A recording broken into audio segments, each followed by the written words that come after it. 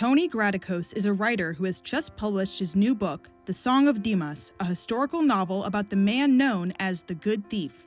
El planteamiento de salida The fue initial premise was that of a man condemned to death, a criminal, who is crucified on Golgotha and suddenly turns to his left and sees another criminal in the same situation who looks like a bloody worm. How is this man, Dimas, able to recognize this other criminal as the Son of God, as the promised Messiah? Dimas, or Dismas, was one of the two criminals crucified alongside Jesus. In his final moments of life, despite his sentence, he recognized Jesus as the Messiah and asked for his salvation. Jesus, seeing his faith, promised him that he would be with him in paradise. His story symbolizes hope, even at the end of life. toda nuestra historia. Our entire history, our personal history, at the end of the day, needs salvation. And we often think that salvation can be given to us by money, power, fame.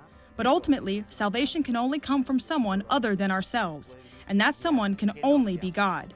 That is the key to Dimas, that we must not despair, and that, until the very last moment, there is always an opportunity for salvation.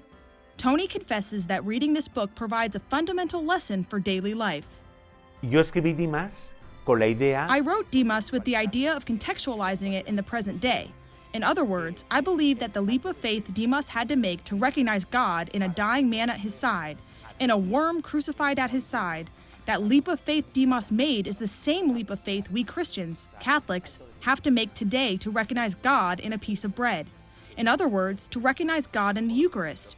It's the same leap of faith Dimas had to make to recognize God in his humanity. With the Song of Dimas, Tony invites readers to remember that it is never too late to find the path and that there is always a second chance.